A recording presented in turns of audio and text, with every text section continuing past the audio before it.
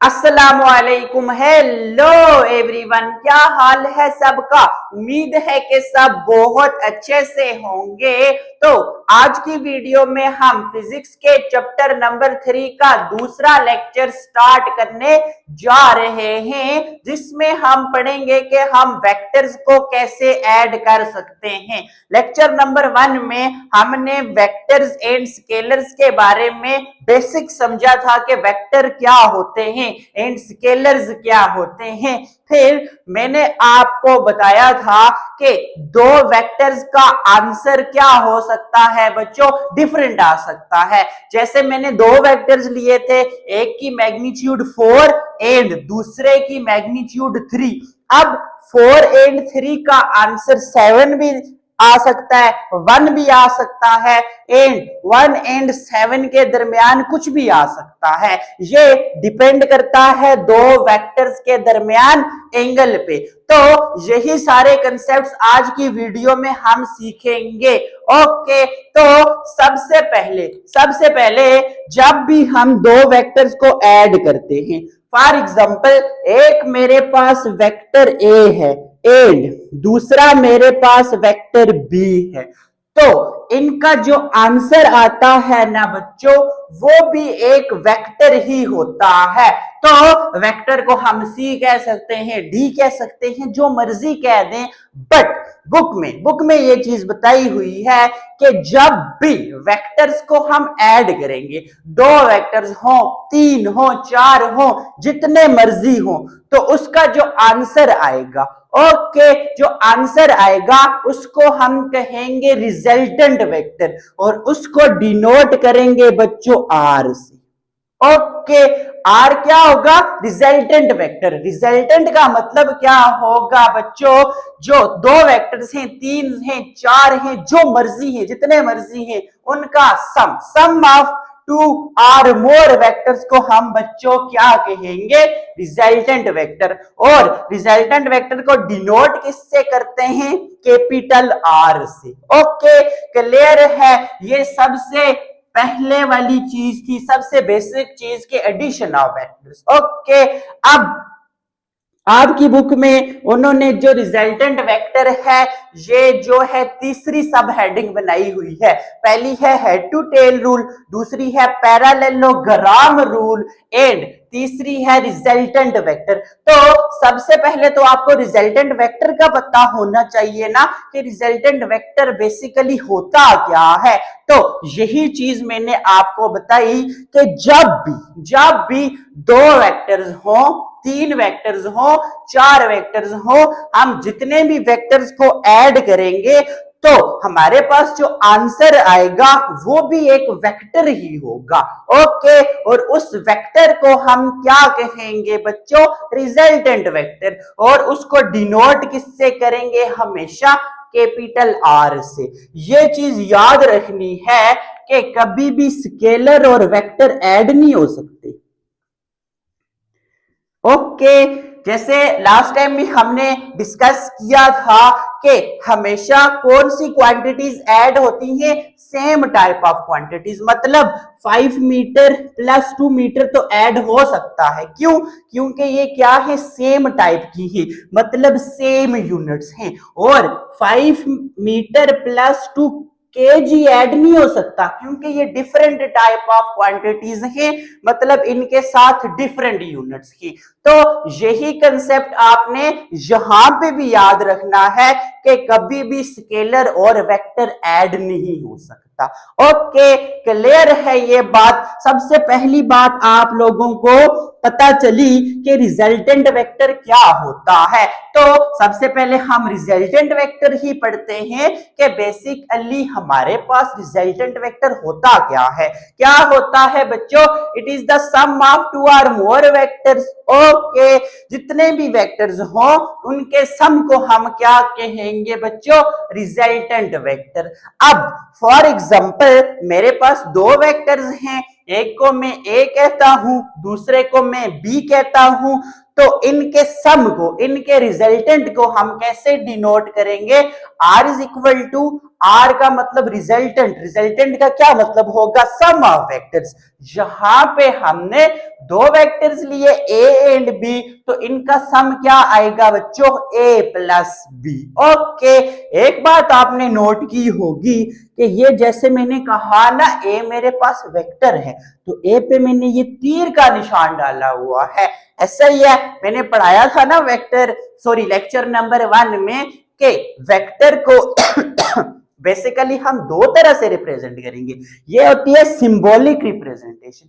जब भी सिंबल लिखोगे ना किसी भी वेक्टर का, तो उस पे ये एरो डाल दोगे, एरो डालो या अच्छे से इसको बोल्ड कर दो या इसके नीचे एरो डाल दो। ओके, किसी भी तरह आप लिख सकते हैं जैसे आपका दिल करे। तो सबसे पहली चीज तो होगी रिजल्टेंट वेक्टर। क्लियर है रिजल्टेंट वेक्टर। अब हम एक एग्जांपल से आपको समझाते हैं कि कैसे दो वेक्टर्स का जो हमारे पास आंसर है वो डिफरेंट आ सकता है। तो इसके लिए आपकी बुक वाली ही एग्जांपल ले लेता हूं मैं। ये उन्होंने नीचे एक ऐसे ये बॉल बनाया हुआ है, देन इस साइड टू डायरेक्शंस का मतलब है दो वेक्टर्स हैं। एक वेक्टर की मैग्नीट्यूड है बच्चों 4.8 न्यूटन एंड इसके साथ ही दूसरा वेक्टर है 5.2 न्यूटन। ओके, फिर इस साइड एक वेक्टर है, कैसे पता चला इस साइड है, ये डायरेक्शन हमें बताती है। ओके, जिसकी मैग्नीट्यूड है 6.1 न्यूटन। आगे बात समझ आप लोगों को, ये एग्जांपल आपकी बुक में दी हुई है, वही मैं समझाता हूं, तो आप लोगों को ये कंसेप्ट क्लियर हो जाएगा। अभी इस साइड वाली चीज को भूल जाओ, जस्ट इस साइड देखो, दो डायरेक्शंस हैं, इसका मतलब है दो वेक्टर्स हैं। ऐसे लिखो या ऐसे लिख दो, जैसे मर्जी लिखो। ओके, एक वेक्टर की मैग्नीट्यूड है 5.2 न्यूटन, दूसरे की है 4.8 न्यूटन। अगर मैं इन दो वेक्टर्स है ना, इनका रिजल्टेंट फाइंड करना चाहूं तो कैसे फाइंड करूंगा, तो याद रखना है जब भी दो वेक्टर्स की डायरेक्शन सेम हो, मतलब दोनों ऐसे दोनों सेम डायरेक्शन में हो ना, तो उनकी मैग्नीट्यूड्स ऐड कर दो, 5.2 न्यूटन प्लस 4.8 न्यूटन। ओके, अब ऐड करो ना, 5.2 प्लस 4.8 ये आ जाएगा 10 न्यूटन। तो हमारे पास क्या आ गया बच्चों, रिजल्टेंट ऑफ टू वेक्टर। अब पीछे मैंने आपको लेक्चर 1 में बताया था कि 5 मीटर अगर अली डिस्टेंस कवर कर रहा है टुवर्ड ईस्ट, देन फिर वो 3 मीटर डिस्टेंस कवर कर रहा है ईस्ट, तो इसका आंसर क्या आ सकता है बच्चों, 7 मीटर। क्यों 7 मीटर आया, क्योंकि डायरेक्शन दोनों वेक्टर्स की सेम है। जस्ट ये बात याद रखो कि जब भी दो वेक्टर्स की डायरेक्शन सेम हो तो हम क्या करते हैं, उनकी मैग्नीट्यूड्स का मतलब न्यूमेरिकल वैल्यूज को ऐड कर देते हैं। आगे बात समझ, तो इन दो वेक्टर्स का रिजल्टेंट हमारे पास क्या आएगा बच्चों, अगेन मैं यहां पे बनाता हूं, एक वेक्टर आ गया 10 न्यूटन। ओके, ऐसा ही है ना, दोनों वेक्टर्स की डायरेक्शन सेम है तो रिजल्टेंट वेक्टर की डायरेक्शन भी इसी साइड होगी। अभी ये चीज एज इट इज। आगे बात समझ, क्या बात अभी तक हमने समझी कि जब भी दो वेक्टर्स की डायरेक्शन सेम हो तो उनका रिजल्टेंट फाइंड करने के लिए दोनों की मैग्नीट्यूड्स ऐड कर दो।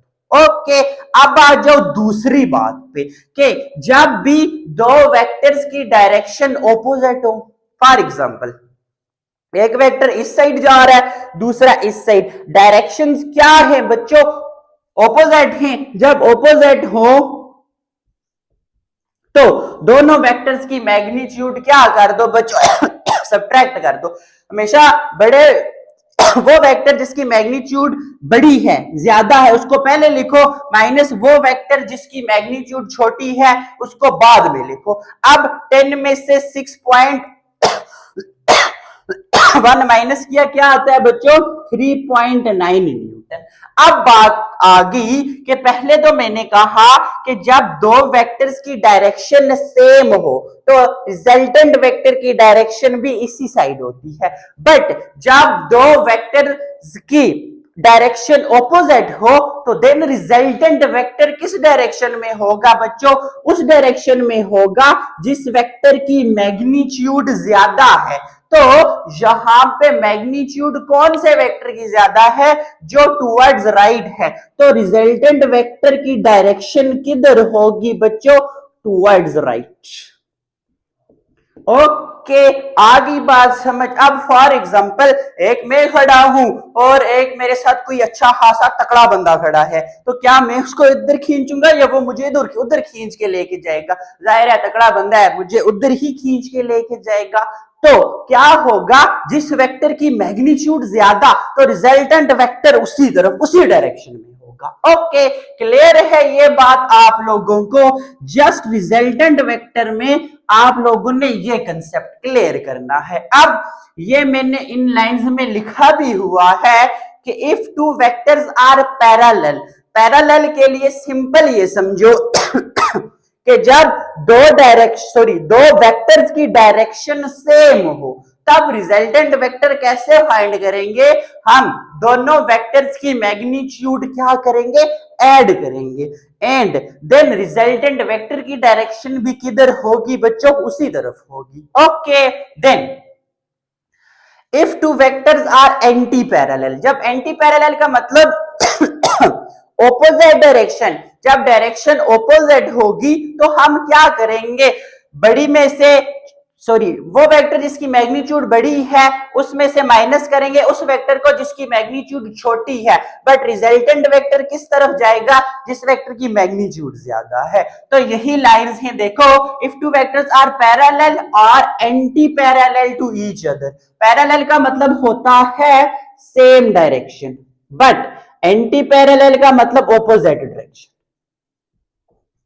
Okay, then we can add, मतलब जब पैरेलल होगा तो ऐड करेंगे और जब एंटी पैरेलल होगा तो सब्ट्रैक्ट करेंगे देयर मैग्नीट्यूड्स। मैग्नीट्यूड्स का मतलब होता है ना numerical values. To find the magnitude of resultant vector, magnitude का क्या मतलब, रिजल्टेंट वेक्टर की न्यूमेरिकल वैल्यू फाइंड करने के लिए।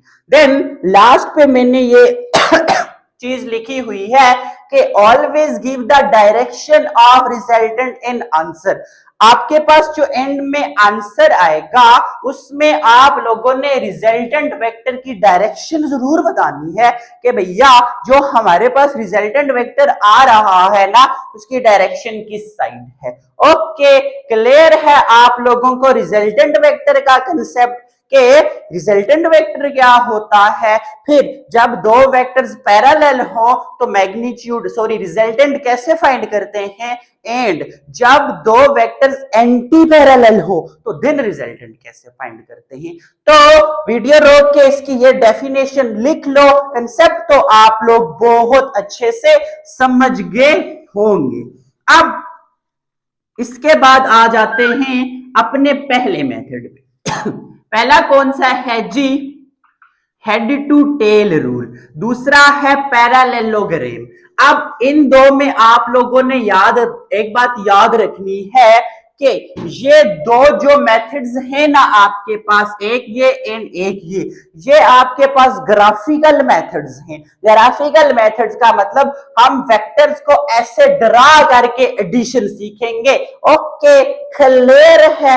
जब भी हेड टू टेल रूल की बात आए एंड पैरेललोग्राम की बात आए तो याद रखना वेक्टर्स को ड्रॉ करना है, कोई प्लस माइनस वाला किस्सा यहां पे नहीं होगा। ओके, अभी तक 9th के लेवल के लिए, आगे होती है इनकी भी कैलकुलेशन, बट अभी आपने क्या याद रखना है कि head to tail rule and parallelogram rule में क्या होता है बच्चों, ग्राफिकल रिप्रेजेंटेशन होती है वेक्टर्स की। हम वेक्टर्स को कैसे ऐड करते हैं, ग्राफिकली ऐड करते हैं। ओके, तो पहले सीखते हैं जी हेड टू टेल रूल। पहले मैं आप लोगों को समझाता हूं फिर डेफिनेशन पे आता हूं। अब फॉर एग्जाम्पल मेरे पास दो वेक्टर्स हैं, ये वेक्टर ए है, ओके, एंड ये वेक्टर बी है। कोई भी, आप कोई भी ले सकते हो वेक्टर, मैंने खुद से अपनी मर्जी की डायरेक्शन ली, ओके। अब 2-3 मिनट बाद आप लोग इस काबिल हो जाओगे कि सीख लोगे जिस मर्जी डायरेक्शंस में वेक्टर्स दिए जाए ना, आप उनको ऐड कर लोगे, ओके।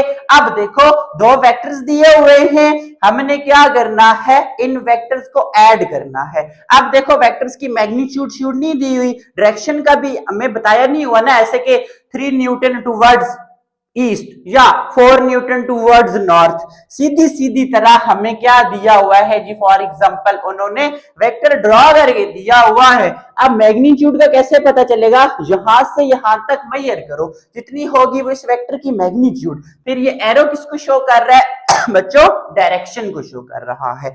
फिर एक और चीज आपने याद रखनी है, वेक्टर का जो ये एंड होता है इसको कहते हैं टेल, ओके।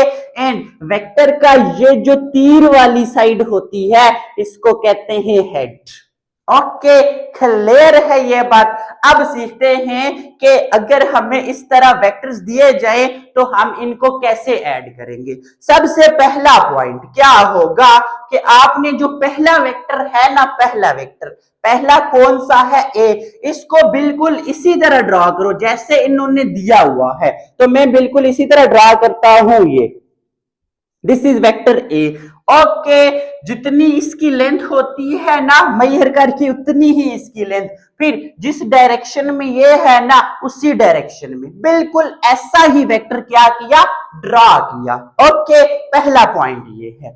अब दूसरा पॉइंट क्या है कि दूसरे वेक्टर को उठा के आपने इसके सर पे रखना है, ओके। सर पे कैसे, इसकी टेल लाके इसके हेड पे रखो। अब देखो, ड्रा बिल्कुल उसी तरह करना है जैसे इन्होंने दिया हुआ है। देखो, इसकी डायरेक्शन इस तरफ है ना, तो मैं इसको ऐसे ही ड्रा करूंगा, ये आ गई बात समझ। ये है वेक्टर बी। अभी तक क्या किया जी, अभी तक हमने ये चीज डिस्कस की कि हमारे पास जो हेड टू टेल रूल है एंड पैरेललोग्राम रूल है, ये दोनों रूल क्या है बच्चों, ग्राफिकल एडिशन है। इसमें हम वेक्टर्स को कैसे ऐड करते हैं, ग्राफिकली ऐड करते हैं। मतलब हमें ऐसे वेक्टर दिया होगा, ऐसे ही है एक नहीं, 2, 3, 4 जितने मर्जी वेक्टर्स दिए जाएं उनको हम क्या कर सकते हैं, हेड टू टेल रूल के मेथड से ऐड कर सकते हैं। अब ऐड कैसे करेंगे, जैसे फर्स्ट वेक्टर जो दिया हुआ है उसको इसी तरह, बिल्कुल उसी तरह ड्रा किया। देन सेकंड वेक्टर को क्या किया, सेकंड वेक्टर की टेल फर्स्ट वेक्टर के हेड पे रखी, बट मैग्नीट्यूड उतनी ही जितनी इस वेक्टर की होगी एंड डायरेक्शन भी बिल्कुल उसी तरफ, ओके। अब हमने क्या करना है, दो ही वेक्टर्स है तो इनका रिजल्टेंट वेक्टर निकालना है। रिजल्टेंट वेक्टर कैसे निकालोगे, ये चीज सीखनी है, बहुत आसान है। रिजल्टेंट वेक्टर के लिए आपने एक लाइन ड्रा करनी है फर्स्ट वेक्टर की टेल से लास्ट वेक्टर की हेड पे, सीधी करनी है, मेरी थोड़ी सी ऐसे होगी है। अब ये ओके, एक लाइन ड्रा की। अब ये तो वेक्टर नहीं है, बट हमने क्या कहा, दो वेक्टर्स को जब हम ऐड करेंगे तो जो रिजल्ट मिलेगा वो भी एक वेक्टर होगा। तो ये तो सीधी लाइन है, इसकी डायरेक्शन तो नहीं बनाई हुई अभी मैंने, तो ये अभी वेक्टर नहीं है, बट मैं इसको वेक्टर बनाऊंगा। आपने रिजल्टेंट वेक्टर ऐसे ड्रा करना है, कैसे, ये रिजल्टेंट वेक्टर की टेल फर्स्ट वेक्टर की टेल के साथ कोइंसाइड करे एंड रिजल्टेंट वेक्टर का हेड लास्ट वेक्टर की हेड के साथ कोइंसाइड करे, ओके। क्लियर है। बुक में उन्होंने जस्ट वेक्टर ए और बी, दो वेक्टर सी की बात की हुई है, बट हम 3-4 वेक्टर्स को भी ऐड कर सकते हैं। अब आप लोग कंसेप्ट समझ गए होंगे। अब मैं 3 वेक्टर्स लेता हूं, उनको ऐड करता हूं। फॉर एग्जाम्पल ये वेक्टर ए आ गया, ये वेक्टर बी आ गया एंड ये वेक्टर सी आ गया। अब ऐसे आपको वेक्टर्स दिए जाएं और बोला जाए बच्चों इनको ऐड करो, कैसे करेंगे? अब पहला मेथड हमने सीखा हेड टू टेल रूल। क्या? फर्स्ट वेक्टर जिस डायरेक्शन में है उसी तरह रखो, ऐसे दिया हुआ है मैंने ऐसे ही रख लिया। जितनी मैग्नीट्यूड दी हुई होगी ना, मतलब जितना उन्होंने फॉर एग्जांपल बोला हुआ है जी 5 न्यूटन, 5 का मतलब होगा कि यहां से यहां तक इसकी जो लेंथ है वो 5 है। ओके, तो न्यूटन तो हमारे पास नहीं होता किस पे, स्केल पे, तो हमने लेट करना पड़ेगा कि 1 न्यूटन 1 सेंटीमीटर के बराबर है, तो 5 न्यूटन 5 सेंटीमीटर। आप स्केल से मेजर करोगे 5 सेंटीमीटर की लाइन यहां से यहां तक, उतनी ही यहां पे ड्रा करोगे, फिर डायरेक्शन। ओके, अब जो वेक्टर बी है इसकी भी इतनी ही लेंथ इन इसी डायरेक्शन में, बट कैसे? इसको ऐसे रखना है कि इसकी टेल फर्स्ट वेक्टर की हेड पे है, ये ड्रा। ओके, अब तीसरा वेक्टर भी है तो उसको कैसे ड्रा करेंगे? ऐसे ही, यही कंसेप्ट याद रखना है कि तीसरे वेक्टर की या नेक्स्ट वेक्टर की टेल इससे पिछले वाले वेक्टर की हेड पे, इसको जिस डायरेक्शन में है उसी डायरेक्शन में जितनी इसकी ये जो मैग्नीट्यूड है उतनी ही ड्रा करनी है, तो ऐसे। ओके, अब 3 ही वेक्टर्स हैं, हमने क्या करना है? इनका रिजल्टेंट फाइंड करना है। तो रिजल्टेंट का क्या मतलब? फर्स्ट वेक्टर की टेल से लास्ट वेक्टर की हेड पे एक लाइन ड्रा करो। ओके, अब ये जो लाइन है, ये जो रिजल्टेंट वेक्टर है ना बच्चों, इसकी टेल फर्स्ट वेक्टर की टेल के साथ एंड इसकी हेड लास्ट वेक्टर की हेड के साथ। ये जो मेथड होता है एडिशन का, इसको हम कहते हैं head to tail rule. Okay, आगे समझ आप लोगों को। अब आप लोगों को डेफिनेशन रटने की जरूरत नहीं है, देखो मैं एक बार रीड करता हूं, आप लोगों को समझ आ जाएगी। क्या है जी? Draw a representative line of vector A same in magnitude in direction. जैसे मैंने कहा ना, ये वेक्टर ए है और ये वेक्टर बी है। क्या कहा हुआ है कि वेक्टर ए की लाइन को ऐसे ही ड्रा करो, मैग्नीट्यूड भी उतनी, डायरेक्शन भी वही जो दी हुई है।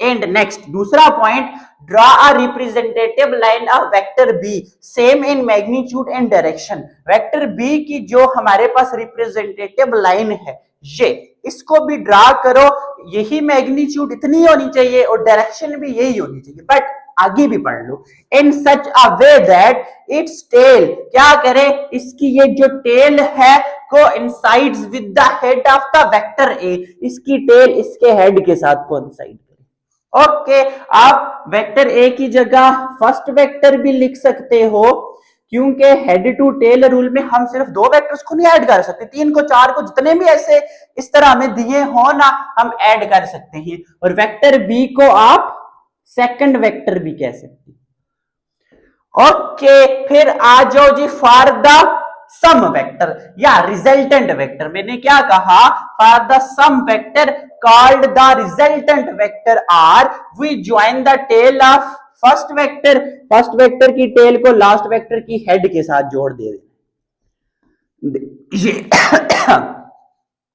ओके, वेक्टर ए को फर्स्ट कह सकते हो, वेक्टर बी को लास्ट कह सकते हो, ओके, या सेकंड कह सकते हो। ऐसा ही है जब 3 वेक्टर्स आ जाए ना, ऐसे जो मैंने एग्जांपल दी थी, इसको फर्स्ट को हो, सेकंड, थर्ड।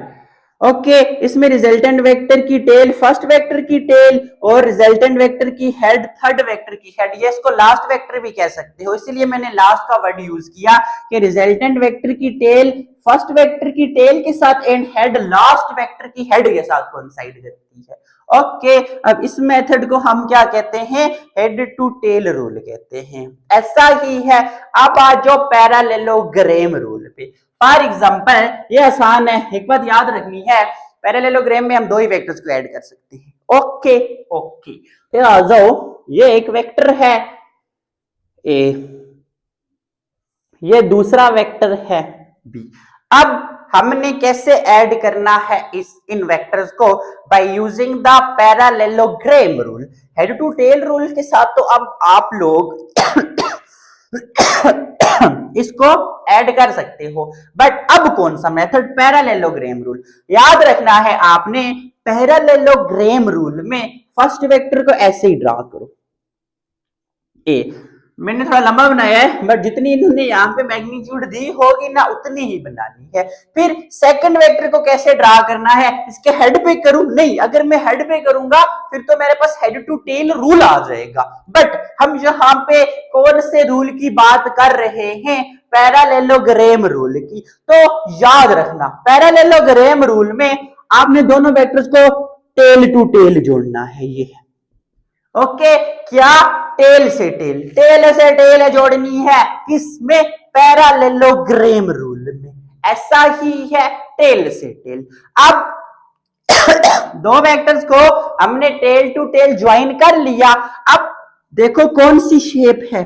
पैरेललोग्राम। तो पैरेललोग्राम शेप कंप्लीट करो। अब देखो मैं जितना वेक्टर ये ए है ना, जितनी इसकी मैग्नीट्यूड है बिल्कुल उतनी ही मैग्नीट्यूड इधर ड्रा करो।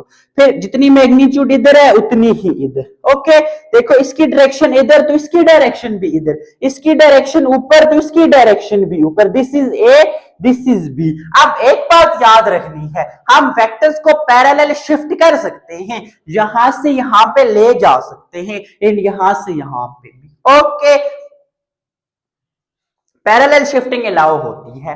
अब किया क्या बेसिकली मैंने जो दो वेक्टर्स थे उनको टेल टू टेल ज्वाइन किया, टेल टू टेल देख लो। फिर पैरेललोग्राम कंप्लीट की। कंप्लीट कैसे होगी? जितनी ये मैग्नीट्यूड है इतनी इधर ड्रा की, जितनी ये इतनी इधर ड्रा की। ऐसा ही है, डायरेक्शन सेम रख लो बस। ओके, अब बात आ जाती है रिजल्टेंट वेक्टर की कि रिजल्टेंट वेक्टर कैसे कैसे आएगा। उसके लिए आपने क्या करना है? डायगोनल ड्रा करना है। सर इसमें तो हम दो डायगोनल बना सकते हैं, ये वाला एंड ये वाला, बट रिजल्टेंट कौन से वाला डायगोनल होगा?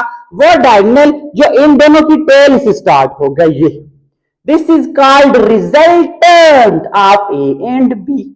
ऐसा ही है। आई बात समझ के पैरेललोग्राम रूल में हम क्या करेंगे? दो वेक्टर्स को टेल टू टेल ज्वाइन करेंगे। ओके, देन पैरेललोग्राम जो शेप, जिस शेप का नाम है वो कंप्लीट करेंगे। हाँ जी, कर दी। फिर क्या करना है? एक डायगोनल ड्रा करना है। कौन सा डायगोनल? जो दोनों वेक्टर्स की, जिन दो वेक्टर्स को ऐड कर रहे हैं उनकी टेल से स्टार्ट हो। ओके, यहां तक, इसको कहते हैं रिजल्टेंट वेक्टर। अब अगर एक बात पूछूं मैं, क्या for example A plus B दो वेक्टर्स हैं जिनको मैं हेड टू टेल रूल से भी ऐड कर रहा हूं और पैरेललोग्राम रूल से भी ऐड कर रहा हूं, क्या दोनों के आंसर सेम आएंगे? हाँ, सेम आएंगे। देखो ना, यहां पे ये वेक्टर ए बी को इसके हेड पे ही है ना, तो resultant vector first, resultant vector की डायरेक्शन फर्स्ट वेक्टर की tail end last vector head, same ही आ रहा है। डिफरेंस कुछ भी नहीं है। यहाँ पे सिंपल एक पैरेललोग्राम शेप बन जाती है, बाकी हमारे पास आंसर सेम आएगा, कोई कोई डिफरेंस नहीं है। तो समझ आ गई आपको head to tail rule and parallelogram rule की। अब कोई भी वेक्टर्स दिए जाएं तो ऐड कर लोगे हेड टू टेल रूल के साथ एंड और कौन से रूल के साथ? पैरेललोग्राम रूल के साथ।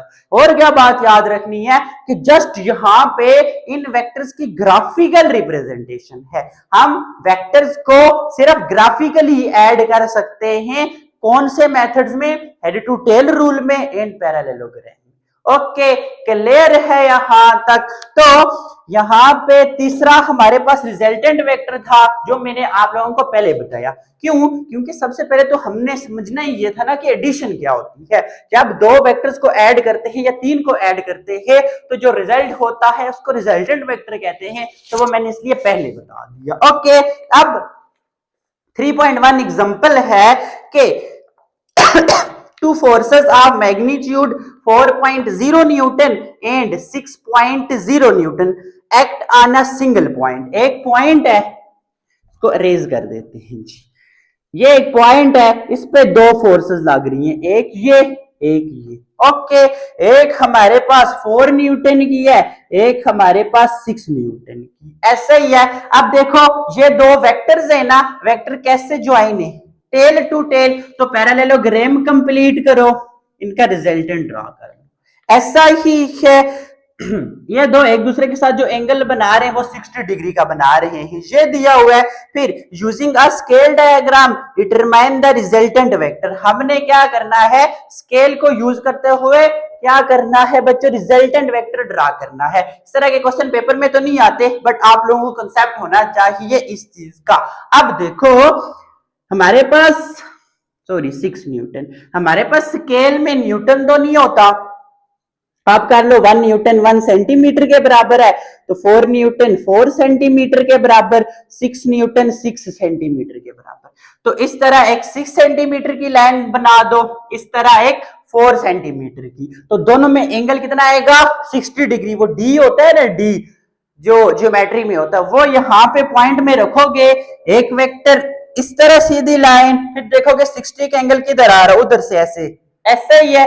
जब ये 6 सेंटीमीटर का, ये भी 6 का बनाओगे, ये 4 का, ये भी 4 का बनाओगे, देन रिजल्टेंट वेक्टर की स्केल के साथ यहां से मेजर करोगे कितना आ रहा है। अगर 10 सेंटीमीटर आ रहा है, इसका मतलब है 10 न्यूटन हमारे पास इसका क्या होगा, आंसर होगा। तो मैं देख लेता हूं, बुक में उन्होंने कहा हुआ है जी 8.7 न्यूटन आ रहा है। ये रिजल्टेंट वेक्टर क्या है बच्चों, 8.7 न्यूटन है, और उन्होंने स्केल लेट किया हुआ है कि 1 न्यूटन 10 मिलीमीटर के बराबर है, एक ही बात है। ओके, क्लियर है आप लोगों को ये एग्जांपल, क्योंकि पेपर में तो नहीं आती, बट कंसेप्ट आप लोगों को होना चाहिए।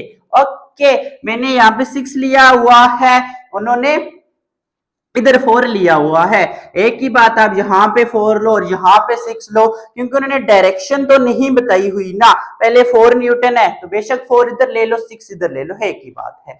क्लियर है, ये उन्होंने नहीं कहा हुआ कि 4 किस साइड है बच्चों, ईस्ट वाली साइड है या 6 ईस्ट वाली साइड है, जस्ट ये हिंट है कि दोनों में एंगल 60 बन रहा है। तो आप बेशक यहाँ पे 6 रखो, यहाँ पे 4 रखो, बात एक ही है। ओके, क्योंकि एंगल सेम है, जब एंगल सेम है तो रिजल्ट सेम आएगा, बेशक 4 प्लस 6 करो या 6 प्लस 4 करो। ओके, ये छोटी छोटी बातें क्या करनी है बच्चों, याद रखनी है आप लोगों ने। तो ये सारा जो हमारे पास head to tail rule and parallelogram rule है, इनकी डेफिनेशंस आप लोग लिख लो। अब पैरेललोग्राम जो रूल है उसकी डेफिनेशन मैंने क्या लिखी हुई है, if the two vectors are represented by two adjacent sides of a parallelogram, दो वेक्टर्स ये देखो रिप्रेजेंट कर रहे हैं दो एडजेसेंट साथ वाली साइड से ना पैरेललोग्राम।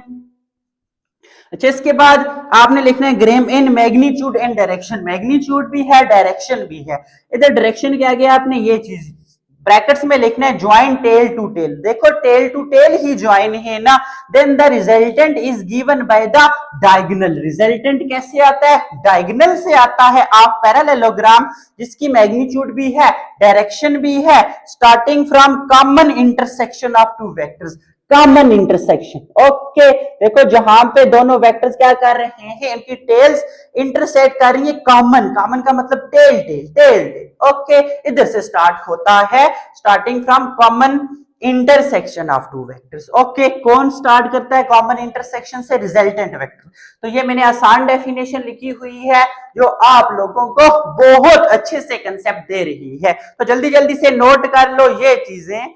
अब नेक्स्ट चौथा मेथड देखते हैं जी। चौथा मेथड है हमारे पास, अगर दो वेक्टर्स, फॉर एग्जांपल ये वेक्टर A1 है एंड ये वेक्टर A2 है, अगर दो वेक्टर्स क्या हो बच्चों, एक दूसरे के परपेंडिकुलर, परपेंडिकुलर का मतलब है आपस में 90 डिग्री का एंगल बनाए, तो हम इन वेक्टर्स को कैसे ऐड करते हैं। देखो आप लोगों को ग्राफिकली ऐड करना तो आता है, कैसे, हेड टू टेल रूल से ऐड करते हैं, दिस ऐसा ही है ना। रिजल्टेंट वेक्टर को ऐसे ड्रा करो कि उसकी टेल, फर्स्ट वेक्टर की टेल के साथ जो मेरे पास A1 है एंड इसका हेड लास्ट वेक्टर की हेड के साथ जो हमारे पास A2 है, ऐसा ही है। ग्राफिकली तो ये ऐड हो गया, बट यहां पे हमें फार्मूलाज दिए हुए हैं कि अगर A1 वेक्टर आपके पास गिवन हो 9 न्यूटन, A2 वेक्टर गिवन हो 6 न्यूटन, डायरेक्शन भी गिवन होगी, ऑफ कोर्स ये डायरेक्शन है ना, तो हम इन वेक्टर्स का रिजल्टेंट कैसे फाइंड करें। ओके, रिजल्टेंट के बाद मैंने कहा था ना एंड पे डायरेक्शन भी जरूर देनी होती है, जरूर लिखनी होती है कि रिजल्टेंट वेक्टर की डायरेक्शन किस साइड है। ओके, क्लियर है। तो हम डायरेक्शन को बेसिकली थीटा कहते हैं। थीटा क्या है? ओके, क्लियर है। जब भी दो वेक्टर्स दिए जाएं जो एक दूसरे के परपेंडिकुलर हो तो उनको ग्राफिकली ऐड करना आता है आप लोगों को हेड टू टेल रूल के साथ। ओके या पैरेललोग्राम रूल के साथ भी कर सकते हैं, बट यहां पे सीखेंगे कि हम उनका रिजल्टेंट कैसे फाइंड करेंगे अगर हमें वैल्यूज दीजिए कि भैया रिजल्टेंट फाइंड करके बताओ और रिजल्टेंट वेक्टर की डायरेक्शन भी बताओ। ओके, क्लियर है। सबसे पहले थ्योरी तो आप लोगों ने वो बुक वाली ही लिखनी है क्योंकि इन्होंने बहुत अच्छी और प्यारी सी और आसान सी लिखी हुई है। क्या? when we add two vectors, एक वेक्टर a1 है एंड एक वेक्टर a2 है, a1 and a2 that are perpendicular to each other by head to tail rule, एक दूसरे के परपेंडिकुलर हैं और हम हेड टू टेल रूल से क्या कर रहे हैं? ऐड कर रहे हैं। तो रिजल्टेंट वेक्टर यही बनेगा ना। and draw the resultant vector, then the added vectors a1 and a2 and resultant vector form a right angle triangle. Okay, अब देखो जब हम रिजल्टेंट वेक्टर ड्रा करेंगे मतलब ग्राफिकली ऐड करेंगे तो आपको ये दिख रहा है ना तो ये एक राइट ट्राइंगल बन रही है। ऐसा ही है ना, राइट एंगल ट्राइंगल कौन सी होती है? जिसमें एंगल 90 का बन जाए। तो देखो जब परपेंडिकुलर दो लाइंस हैं तो वहां पे तो 90 का एंगल बनता ही है। ओके, क्लियर है यहां तक। देन मैग्नीट्यूड और डायरेक्शन हम कैसे फाइंड करेंगे?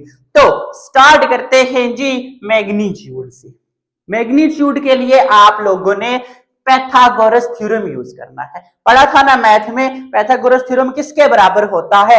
हाइपो का square is equal to base का स्क्वायर प्लस परपेंडिकुलर का स्क्वायर। अब यहां पे हाइपो कौन सी होती है? ये वाली साइड। अब देखो फॉर एग्जांपल ये एंगल है ना, अगर ये रेफरेंस एंगल है तो इसके साथ वाली साइड होती है बेस, तो बेस कौन सी है? ओपी का स्क्वायर। इसके सामने वाली साइड होती है perpendicular which is P Q का स्क्वायर। देन राइट एंगल के सामने वाली साइड होती है hypo that is O Q. ऐसा ही है। अब a1 vector and a2 vectors को ऐड करेंगे, आंसर a1 प्लस a2 आएगा ना दैट इज रिजल्टेंट वेक्टर। तो ओ क्यू किसके बराबर है? आर के बराबर है। यहां पे मैंने वेक्टर नहीं यूज किया क्योंकि मैं बात कर रहा हूं मैग्नीट्यूड की। जब भी बात मैग्नीट्यूड की आए ना तो आप लोग सिंपल आर भी लिख सकते हो या ऐसे भी लिख सकते हो। बताया था ना मैंने, मर्जी है जैसे लिखो। मैंने सिंपल आर लिखा। फिर ओपी बराबर है a1, मैंने वेक्टर नहीं ड्रा किया क्योंकि मैं मैग्नीट्यूड की बात कर रहा हूं, प्लस पी क्यू a2 के बराबर। ओके, बट मुझे फाइंड करना है आर। मुझे आर स्क्वायर नहीं चाहिए। आपको पता है ना स्क्वायर खत्म करने के लिए स्क्वायर रूट लेना पड़ता है दोनों तरफ। ओके, ऐसा ही है ना। अब देखो ये हमें फार्मूला मिल गया किस चीज का? कि अगर दो वेक्टर्स हो जो एक दूसरे के परपेंडिकुलर हो और उनका रिजल्टेंट हम कैसे फाइंड करेंगे? फर्स्ट वेक्टर जो होगा ना उसकी मैग्नीट्यूड का स्क्वायर लूंगा प्लस जो सेकंड वेक्टर होगा उसकी मैग्नीट्यूड का स्क्वायर लेके स्क्वायर रूट ले लूंगा, तो मेरे पास रिजल्टेंट वेक्टर की मैग्नीट्यूड आ जाएगी। ओके, क्लियर है ये बात। फिर आ जाते हैं डायरेक्शन के लिए। हमेशा याद रखना डायरेक्शन के लिए हम टेन थीटा यूज करते हैं। मैंने एक लाइन बताई थी कि some people have curly brown hair through proper brushing. ऐसा ही है ना, याद है ये सेंटेंस हमने नाइन्थ में मैथ्स में चैप्टर नंबर 6 में पढ़ा था। साइन थीटा बराबर होता है परपेंडिकुलर बाय हाइपो, कास बराबर होता है base by hypo and tan theta बराबर होता है perpendicular by base. Tan theta perpendicular by base, perpendicular है ये वाली a2 पी क्यू बेस है OP that is a1। Okay, यहां पे मैग्नीट्यूड ही पुट करेंगे। a2 की जो वैल्यू होगी ना वेक्टर्स में दी हुई हमें वो पुट करेंगे, a1 की पुट करेंगे, उसका टेन इनवर्स लेंगे तो हमारे पास थीटा आ जाएगा। ओके, क्लियर है। अब दो वेक्टर्स आपको दिए जाएं जो एक दूसरे से परपेंडिकुलर हो, ग्राफिकली तो ऐड कर लोगे, बट अगर दोनों वेक्टर्स की मैग्नीट्यूड भी दी हो, डायरेक्शन भी दी हो, तो क्या करेंगे, हम रिजल्टेंट की मैग्नीट्यूड भी फाइंड कर लेंगे एंड रिजल्टेंट की डायरेक्शन भी क्या कर लेंगे बच्चों, फाइंड कर लेंगे। ओके, क्लियर है। इसकी डायरेक्शन क्या होती है रिजल्टेंट वेक्टर की, ये इस वेक्टर साथ वाला जो फर्स्ट वेक्टर होता है ना उसके साथ एंगल बनाता है। ओके, हम लिख सकते हैं इसको theta with respect to first vector.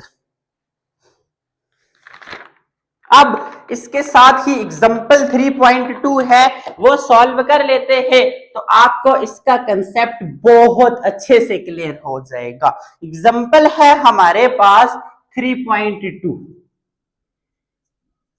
जिसमें हमें बताया हुआ है बच्चों कि remote controlled toy is instructed to move 80 meter south. Directions मैंने बताई थी ना, north, south, east and waste.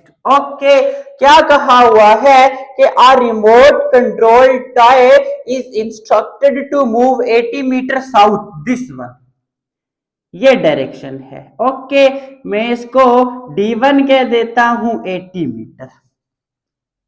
Then कह रहे हैं जी followed by a movement of 60 meter west. West ये है ना, इसके बाद इधर आने के बाद ये इस साइड मुड़ता है, कितना मुड़ता है, D2 कह देता हूं विच इज 60 मीटर।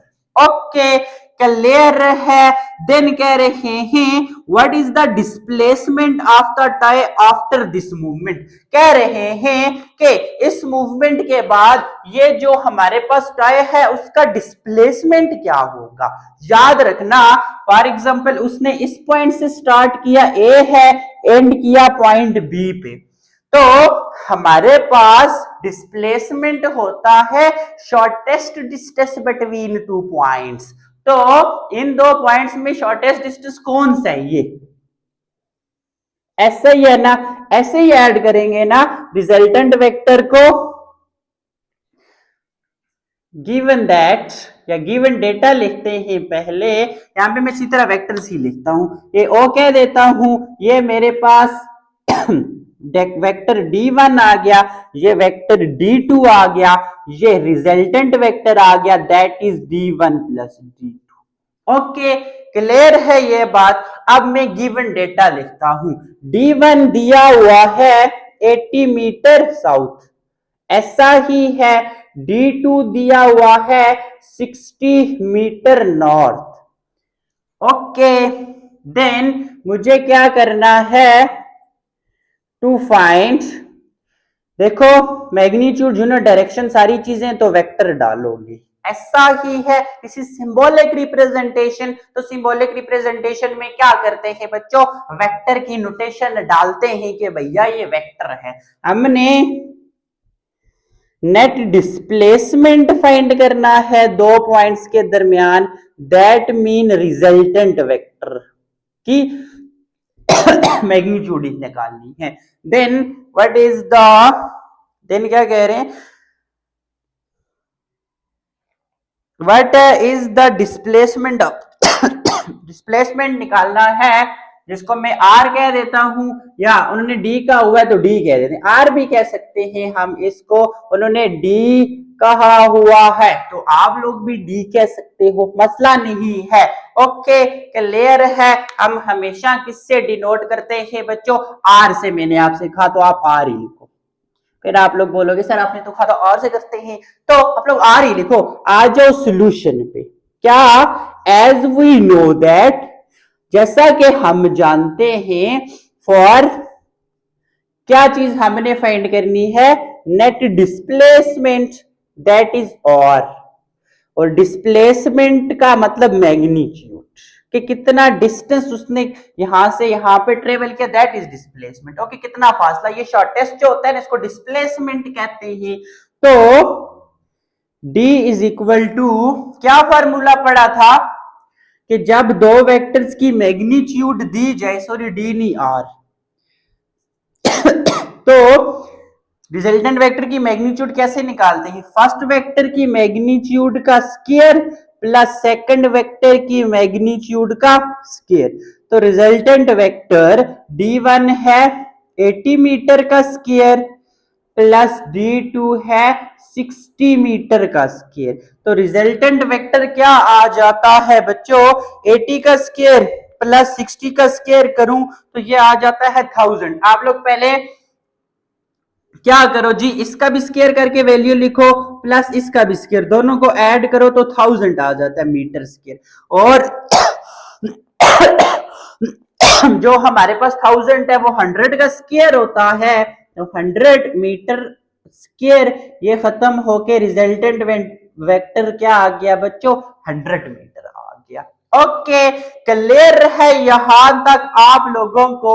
फिर उन्होंने बेसिकली यहां पे हमसे जस्ट नेट डिस्प्लेसमेंट पूछा हुआ है, दैट इज 100 मीटर। यहां से यहां तक कितना होगा? 100 मीटर होगा। कंसेप्ट क्लियर हो गया है आप लोगों को? अब आपको कोई भी दो वेक्टर्स दिए जाएं, मैग्नीट्यूड दी हो, रिजल्टेंट वेक्टर की मैग्नीट्यूड निकाल लोगे कैसे? फर्स्ट वेक्टर का स्क्वायर प्लस सेकंड वेक्टर का square, square root. Okay, clear है यहां तक? अब डायरेक्शन का बेसिकली इन्होंने बोला तो नहीं हुआ, बट इन्होंने फाइंड की हुई है, तो हम भी कर लेते हैं। आपसे जो चीज पूछी जाए आपने वही फाइंड करनी है। Now theta is equal to, आपसे हमेशा पूछी जाएगी दोनों चीजें, नेट डिस्प्लेसमेंट मतलब रिजल्टेंट वेक्टर की मैग्नीट्यूड और डायरेक्शन भी। डायरेक्शन बेसिकली ये होती है थीटा, टेन इनवर्स ऑफ क्या होता है? परपेंडिकुलर। ऊपर यहां पे हमने लिखा था कि डायरेक्शन के लिए ये बराबर है tan inverse of perpendicular by base. Perpendicular क्या है बच्चों? यहां पे देखो, ये अगर रेफरेंस एंगल थीटा है ना, इसके साथ एडजेसेंट साइड हमारे पास बेस होगी और इसके सामने वाली परपेंडिकुलर होगी, और 90 एंगल यहां पे है ना, इसके सामने वाली हाइपो। तो हमेशा ये मत समझते रहना कि बेस यही है, परपेंडिकुलर यही है। रेफरेंस एंगल, एंगल हमारे पास यहां पे है, एंगल के साथ वाली बेस होती है, सामने वाली परपेंडिकुलर होती है। और एंगल यहां पे भी मत बनाते रहना, एंगल हमेशा जहां पे कहां पे बनता है? जहां पे दोनों टेल्स टेल्स टेल्स क्या करती हैं बच्चों? मिलती हैं। ओके, क्लियर है आप लोगों को? तो D2 क्या है बच्चों? 60/80। अब ये करो तो थीटा, इन दोनों को डिवाइड करो, फिर इनका टेन इनवर्स लो, तो ये हमारे पास क्या आ जाता है जी? 60/this1, ये आ जाता है 37 डिग्री। ओके, क्लियर है यहां पे आप लोगों को? बट यहां पे एक चीज देखो, एंगल हमेशा कैसे बनता है बच्चों? रेफरेंस साइड के कौन सी होती है? ये वाली फर्स्ट वेक्टर। फर्स्ट वेक्टर से बनता है टूवर्ड्स रिजल्टेंट, ये इसकी डायरेक्शन होती है। आपसे पूछा जाए कि रिजल्टेंट वेक्टर की डायरेक्शन किधर होगी, क्योंकि डायरेक्शन तो मेंशन करनी है। अब देखो, ये साइड होती है साउथ, ये होती है नॉर्थ, डायरेक्शन ये है। ओके, सॉरी ये वेस्ट और ये साउथ। आप इसको ऐसे लिखते हो वेस्ट ऑफ साउथ। ये साउथ के किस तरफ है डायरेक्शन? वेस्ट में, west of south. Okay, last पे आप लोग डायरेक्शन मेंशन कर दोगे कि the direction of resultant vector is 37 degree west जा रहा है ऑफ साउथ। ओके, क्लियर है? ये छोटे छोटे पॉइंट आप लोगों ने क्या करने हैं? लिखने हैं। ओके, क्योंकि हमने पढ़ा था ना कि मैग्नीट्यूड देन उसके साथ लिखना है कि जो रिजल्टेंट वेक्टर की डायरेक्शन किस साइड है, तो साथ लाजमी मेंशन करना है। देन जब दो वेक्टर्स परपेंडिकुलर हो और उनकी मैग्नीट्यूड्स इन यूनिट्स दी हुई हो, तो हम रिजल्टेंट वेक्टर की मैग्नीट्यूड कैसे निकालते हैं एंड डायरेक्शन कैसे निकालते हैं, ये चीजें अब आप लोगों को फाइंड करनी आनी चाहिए। और अगर कोई न्यूमेरिकल आए कि दो वेक्टर्स की मैग्नीट्यूड दी हो, तो रिजल्टेंट वेक्टर की मैग्नीट्यूड निकाल लोगे, फिर डायरेक्शन थीटा निकाल लोगे, फिर क्या कर दोगे, रिजल्टेंट वेक्टर की डायरेक्शन भी बता दोगे कि किस साइड है। ओके, अब देखो ये north south east and west है ना, इस साइड था तो हमने कहा वेस्ट ऑफ साउथ।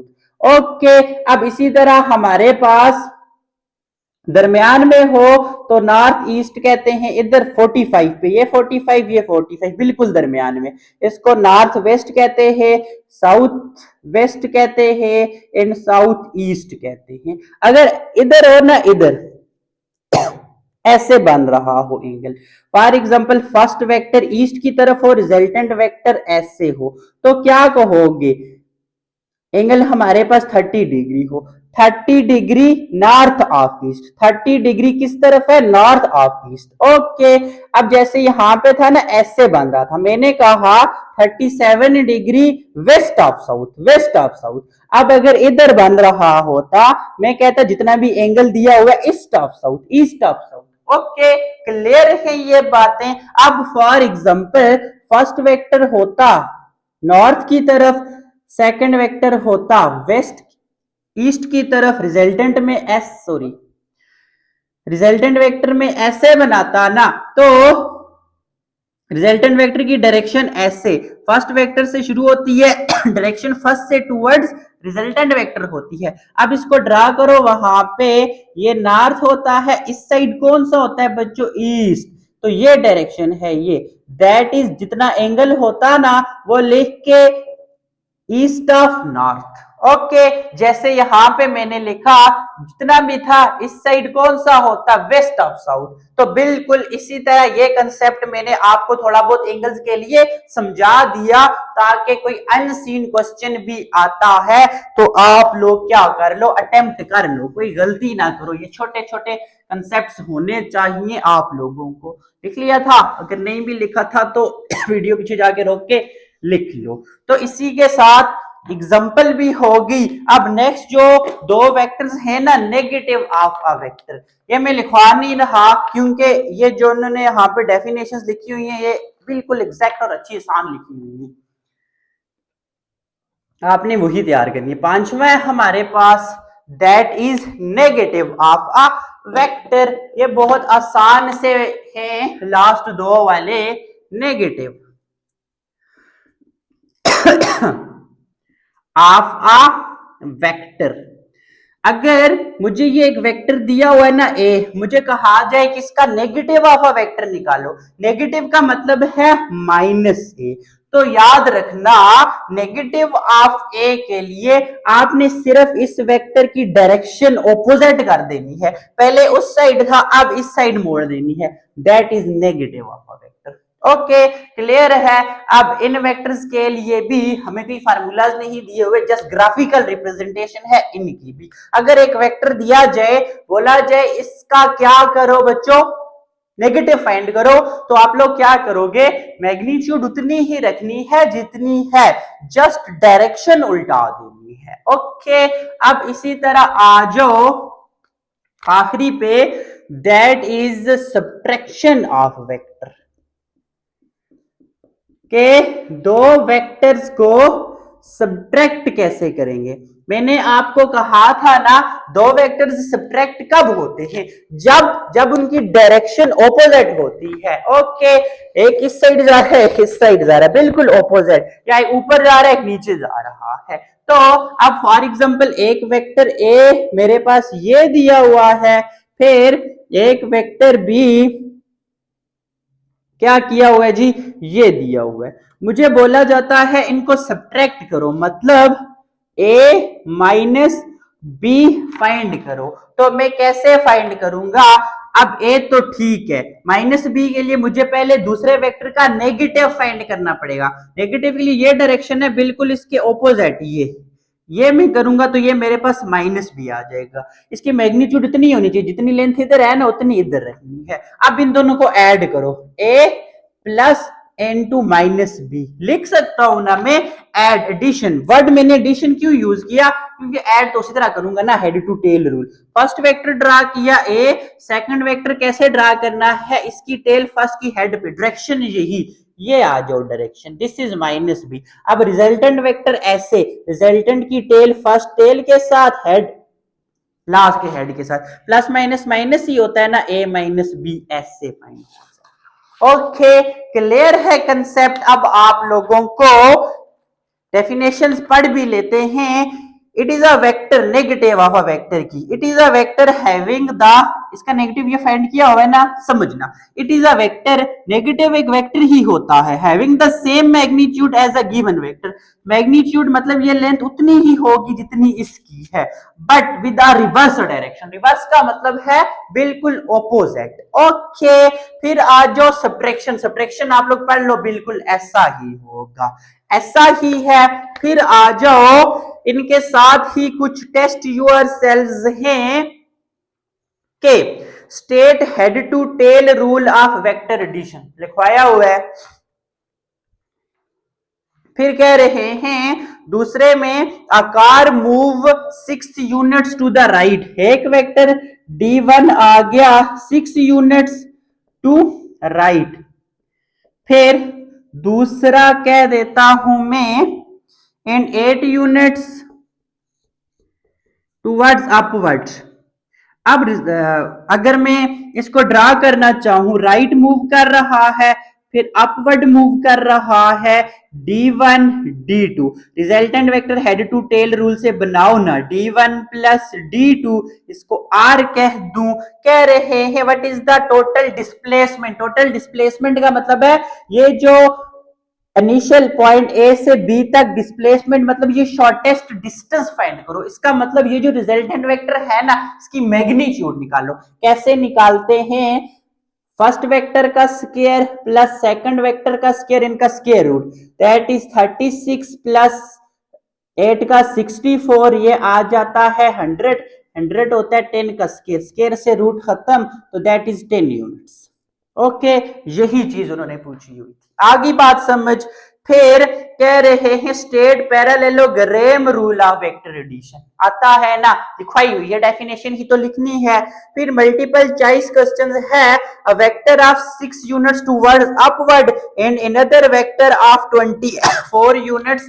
एक वेक्टर ऐसे अपवर्ड है, फिर राइट पे है, रिजल्टेंट वेक्टर ये आ जाएगा। इसको D1 कहो, D2 कहो, रिजल्टेंट वेक्टर को कह दो D1 plus D2।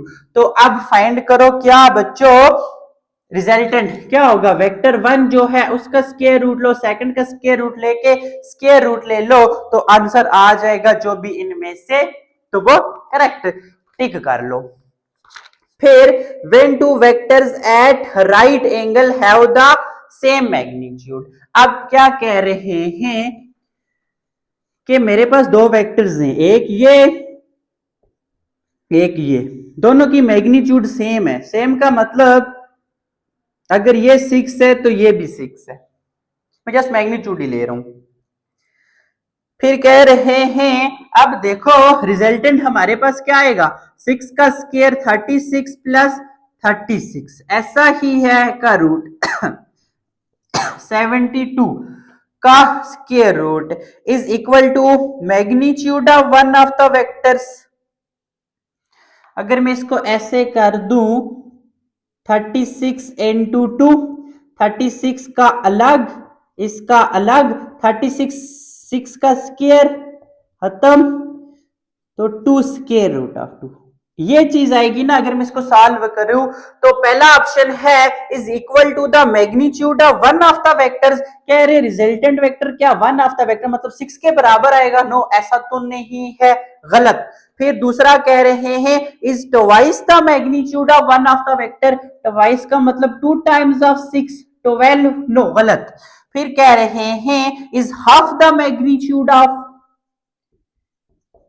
3, no, has a magnitude that is square root of 6, square root of 2 times the one of the two vector। ऐसा ही है ना, square root of 2 के साथ 6 मल्टीप्लाई हो रहा है, तो that is square root of 2 times the magnitude of one of the vector. तो ऑप्शन डी क्या है बच्चों, करेक्ट है। तो यहाँ पे आप लोगों का चैप्टर कंप्लीट होता है। बहुत आसान सा चैप्टर था जो हमने 2 लेक्चर्स में एंड किया। पहला लेक्चर भी थोड़ा सा बड़ा था क्योंकि चीजें तो बहुत आसान हैं। अगर आप पूरा लेक्चर सुनते हो तो आपको यहीं पे चीजें तैयार हो जाती हैं, बट थोड़ा सा समझने वाली कहानी होती है, क्योंकि आप लोगों का पेपर भी SLO बेस होगा तो चीजें समझनी है।